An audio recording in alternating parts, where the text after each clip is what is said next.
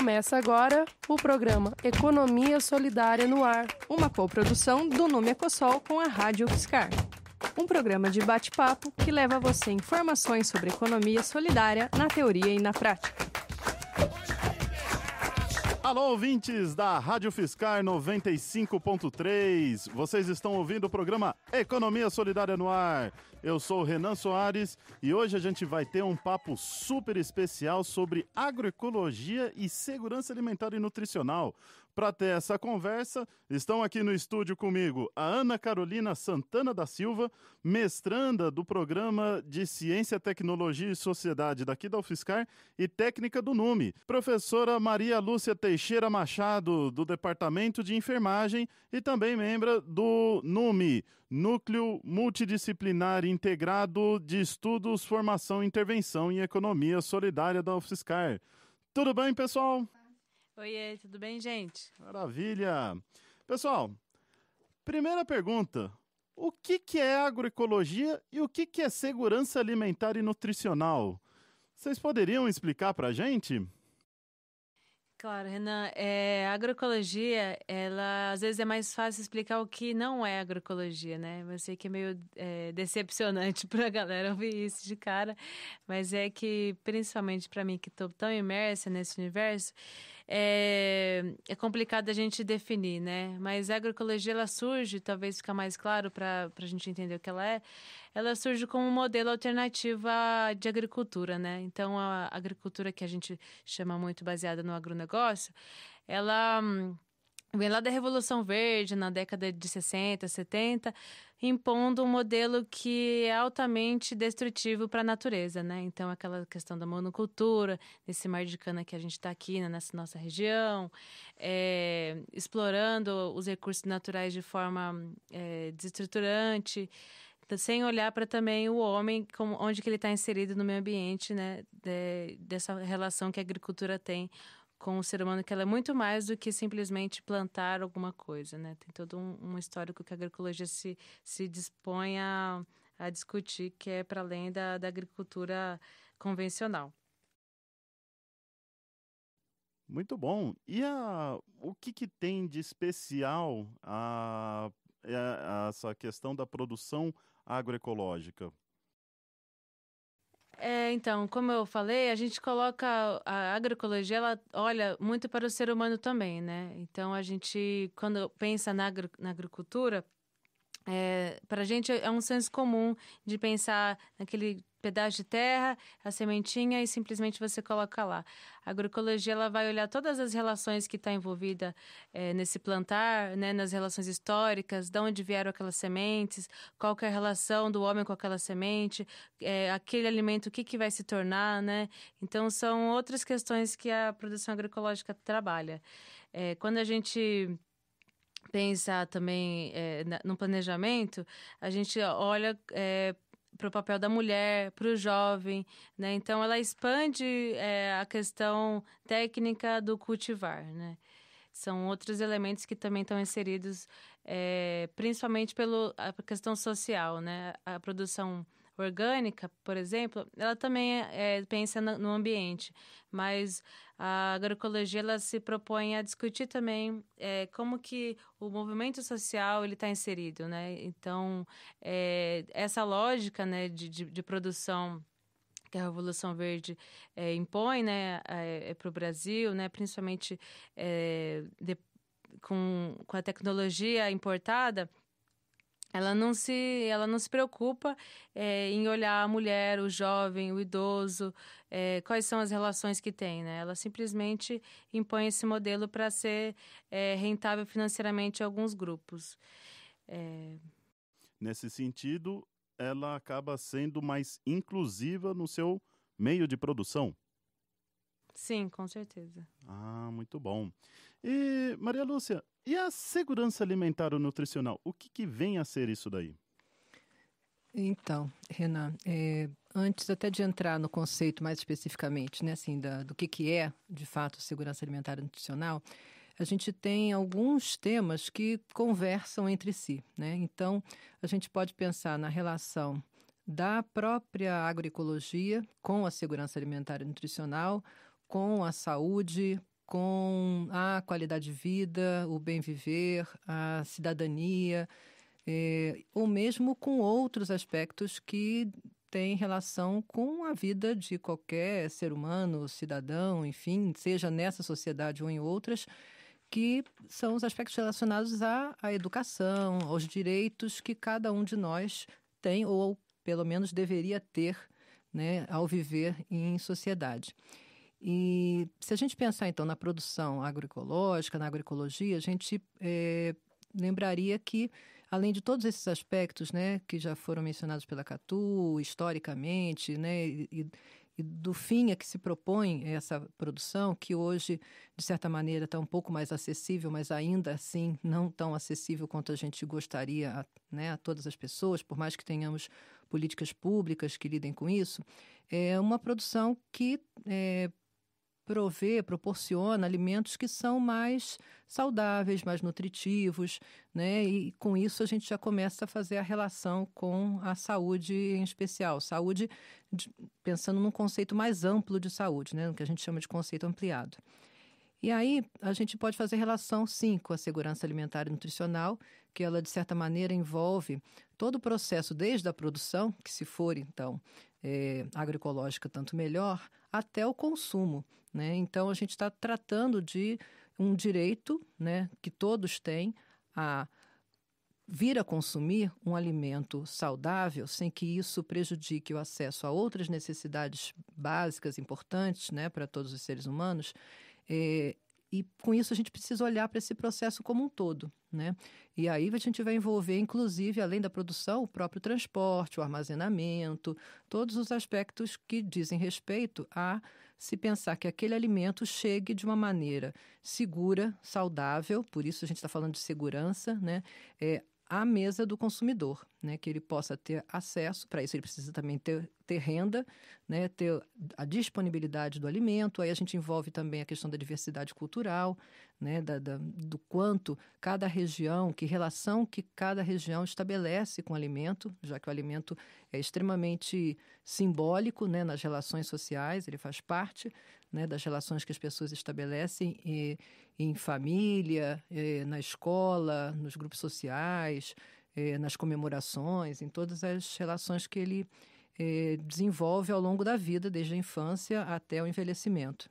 Então essa questão da segurança alimentar e nutricional também tem a ver, por exemplo, onde que eu compro os meus alimentos, o que eu faço com eles, se eu vou num supermercado ou se eu vou direto na horta, isso também é visto pela segurança alimentar e nutricional? Sim, se a gente olhar para o conceito de segurança alimentar de uma forma, né, bem ampliada também, assim como da saúde, como eu mencionei antes, certamente. Por exemplo, se a gente for pensar o que se considera, né, de uma forma mais geral, que seja segurança alimentar e nutricional, a gente poderia dizer que é a realização do direito de todos, e quando a gente fala todos, são todos mesmo, né, ao acesso regular e permanente, ou seja, não basta eu ter acesso hoje, eu tenho que ter acesso sempre, todos os dias, permanentemente, a alimentos de qualidade, ou seja, não basta só ter o alimento, ele precisa ter qualidade adequada, né, em quantidade suficiente, porque ele pode ser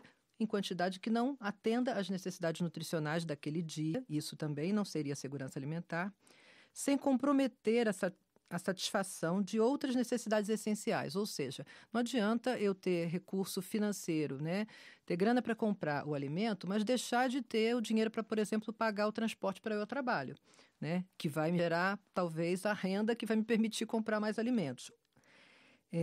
Respeitando a diversidade cultural, que eu já tinha mencionado antes, né? A gente tem regiões no país com diferentes hábitos alimentares e é importante que eles sejam respeitados. Muitos hábitos têm relação também com a religião, que cada um possui, né? Com várias outras questões, muito pessoais ou familiares, e que sejam ambiental, econômica e socialmente sustentáveis. E aí a gente já dialoga com a questão da própria agroecologia também, né? Então, a gente pode também pensar que quando a gente fala em direito de todos, né, a segurança, né, e todas, né, que o conceito, como ele é anterior, ele ainda não previa a questão do todos e todas, né, que é importante a gente, né, ressaltar hoje.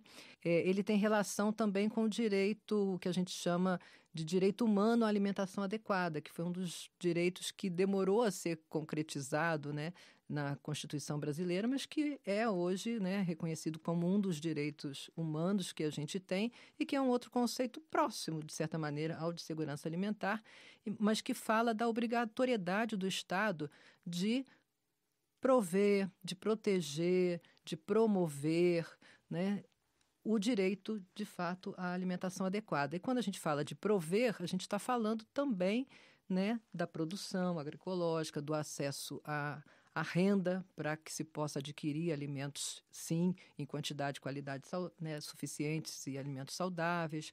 Então, a gente tem uma relação, uma interface importante já, não só com a agroecologia, mas aí também, quando a gente fala da renda, também já com a economia solidária, que é o tema central aqui do nosso programa. Só ressaltando, eu acho muito bonito nessa definição, quando ele coloca essa questão dos hábitos, né? Então, a gente virou uma coisa meio fútil, né? Parece que se discutir isso, mas esse sistema é tão hegemônico, essa questão de a gente comer o sanduíche, a massa, entre outras coisas, que resgatar essa discussão dos hábitos, né, e quais são as nossas raízes, é muito interessante, né? Você vê quando recentemente agora está muito em moda as punks, né, que são as plantas alimentícias não convencionais, que eram alimentos super convencionais, né, nas épocas nas nossas avós. Então, a serralha, a taioba, entre outros alimentos que são riquíssimos, que foram perdendo espaço para a indústria alimentícia socar a gente de batatinha frita e outras coisas assim, né? Então, tem até um livro da Vandana Shiva, Monoculturas da Mente, que ela cita alguns casos de uma batatinha que acho que era na Índia que eles comiam e que ela tinha um nutriente super... que eles tinham deficiência no corpo, né? Então, aquilo estava relacionado com a prevenção da cegueira, né? Então, aí, a partir do momento que você introduz a batatinha inglesa, ela tem uma produtividade maior, só que você perde na questão nutricional, né? E a gente vê essa redução de diversidade muito grande na nossa alimentação, né? Então, cada vez mais os brasileiros comem menos arroz com feijão e tal, que é super rico, né? E quando a gente fala em alimentação saudável, a gente tem que pensar tanto em variedade, que é essa que a gente, né, foi perdendo ao longo do tempo, em equilíbrio, né, em equilibrar os nutrientes ao longo do dia, ao longo do mês e ao longo da vida, né? Não basta ter, por exemplo, chegar numa determinada idade e melhorar bastante a alimentação e ter passado uma vida inteira, né, não tendo todos esses cuidados, às vezes por falta de acesso mesmo, de disponibilidade, de conhecimento, mas o ideal é que a gente possa manter desde o início, né, desde da amamentação, né, nos primeiros anos de vida, em especial nos primeiros 6 meses, né, exclusivamente, e depois uma alimentação saudável a partir do momento que a gente começa a introduzir alimentos na alimentação da criança, até que ela possa se tornar um adulto saudável e, consequentemente, um idoso saudável também. O que a gente tem visto de fato, é isso, né, que você estava colocando, que é a gente ter cada vez mais um consumo de alimentos processados, ultraprocessados, e até algumas pessoas falam, é melhor você comer o alimento que você descasca do que o alimento que você desembala, né? Isso já dá um sinal do que a gente tem feito mais. Muitas vezes é mais desembalar alimentos, né?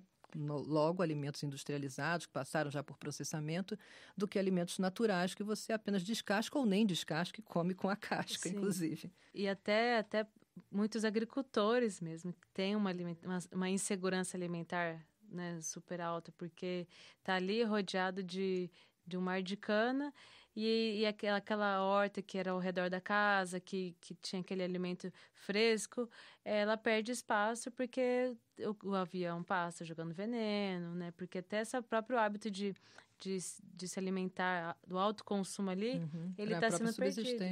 Então, assim, não é só aquela pessoa que mora no centro de São Paulo que pode estar em insegurança alimentar, né? Ela chega até em quem está ali diretamente no campo. Assim como os alimentos processados também chegam em áreas remotas, né? Em áreas, por exemplo, que o acesso é só por rio, a gente tem barcos levando alimentos processados para que as pessoas adquiram. Nossa, navio da Nestlé chegando. Aquele navio da Nestlé em pleno, né, rio amazônico. Então, isso é fato, isso não é suposição.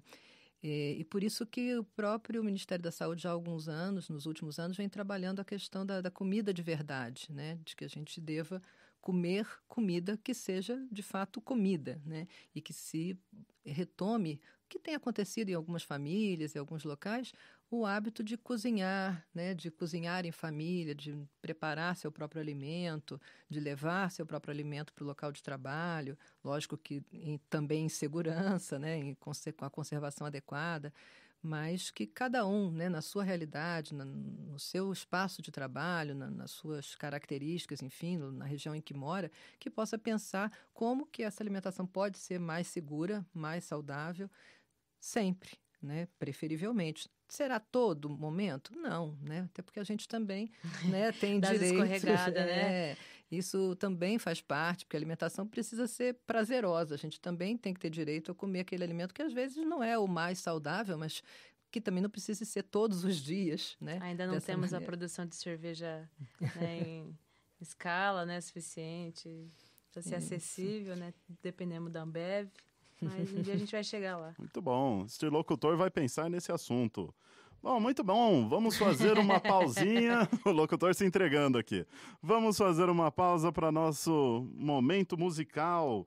A música escolhida hoje é Juventude Agroecológica, do grupo Zafenati. Continue aqui na sua Rádio Fiscar 95.3. Escute diferente.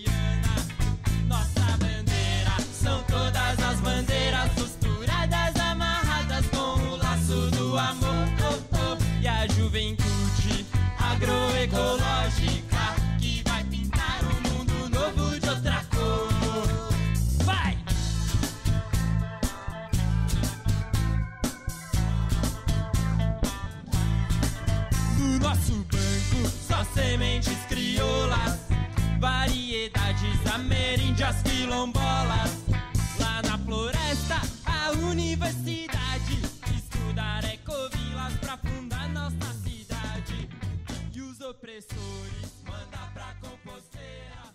Voltamos agora com Economia Solidária no Ar, que Renan Soares, juntos com vocês na 95.3, Rádio Fiscar, você ouvindo diferente.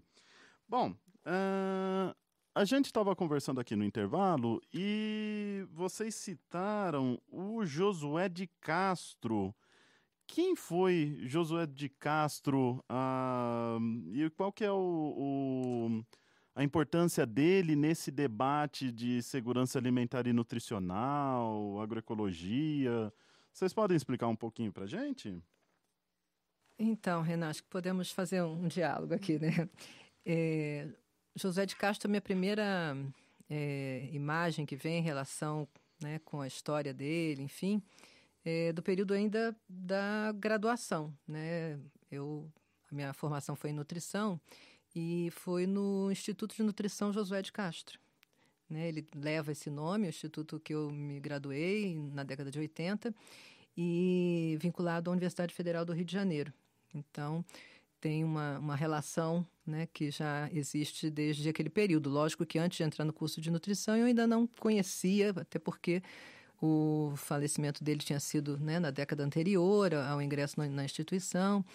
E é uma pessoa, né, foi uma figura que teve um peso que depois, durante toda a graduação e mesmo em anos posteriores, a gente sempre mantinha um certo contato com a história dele, de combate à fome no Brasil, a expressão que ele teve, né, não só no Nordeste brasileiro, mas que depois acabou tomando vulto em termos nacionais e até internacionais, né? Ele tinha uma formação em medicina, então na área de saúde, mas também como geógrafo, como professor, depois se tornou parlamentar e consta, né, que ele foi o deputado federal mais votado do Nordeste quando ele se candidatou.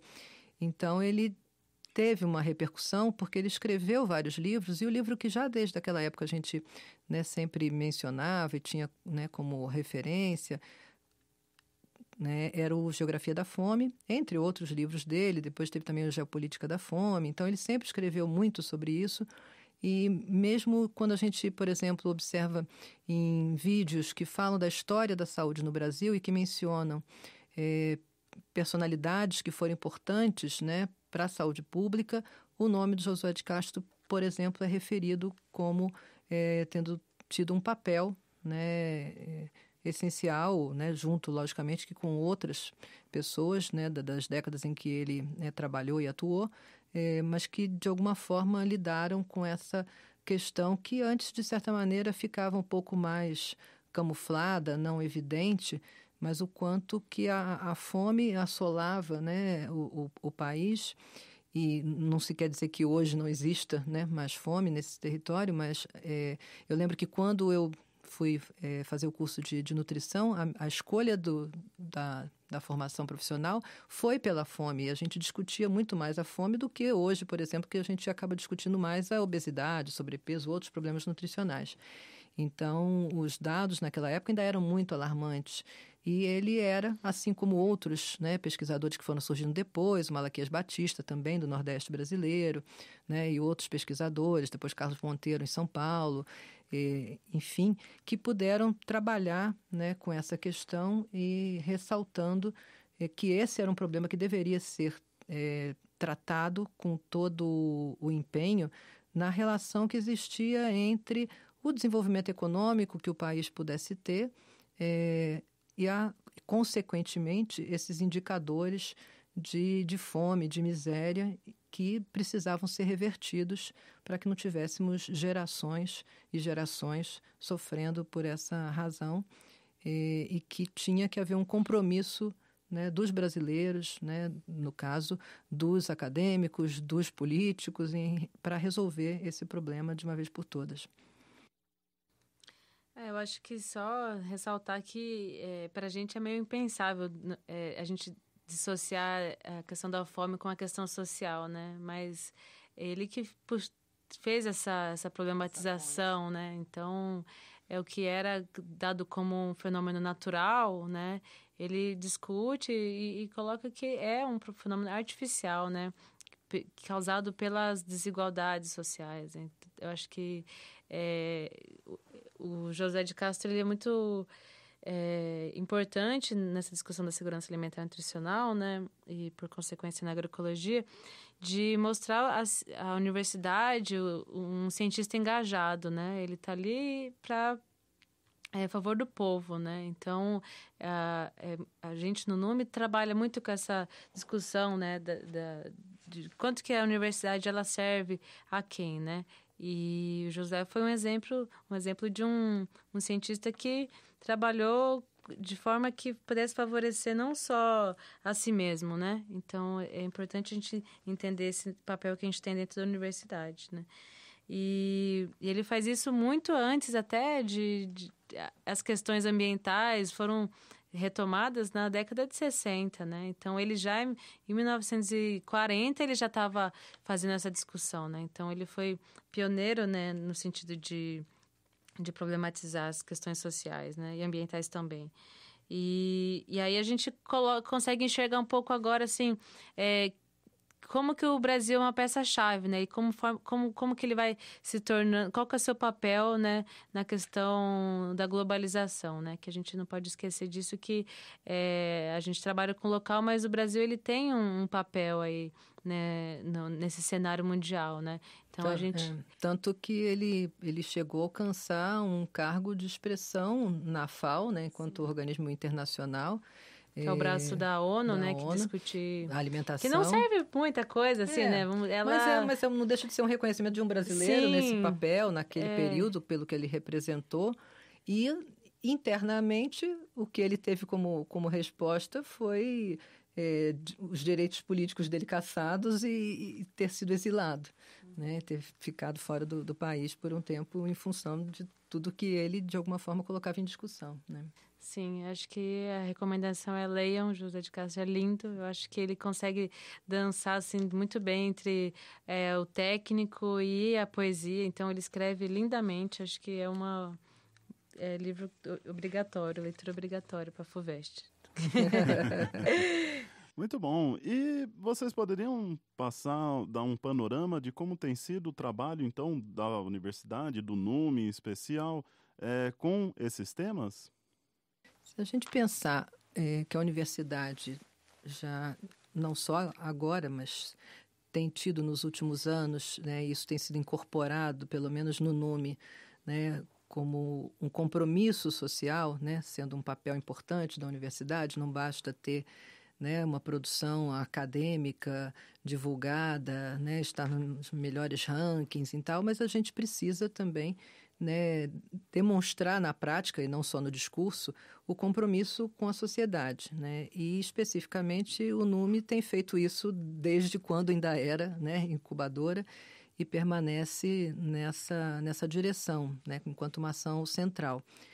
E, por conta disso, vem atuando em diferentes linhas, né, de ação, que, dependendo da época, né, temos diferentes denominações, mas, em especial, nos últimos anos, tanto em projetos que têm características de extensão, de pesquisa e em atividades também de ensino, né, nas ações que o NUME desenvolve regularmente e que fazem essa relação entre a educação, a saúde e a cidadania e, em especial, né, especificamente, no nosso caso aqui agora, que a gente está abordando, a própria segurança alimentar e nutricional com projetos específicos em parceria com o território de atuação, com outros pesquisadores, com alunos de graduação, de pós-graduação, com os próprios técnicos que atuam no NUME e os docentes que nele também desenvolvem parte das suas atividades dentro da universidade.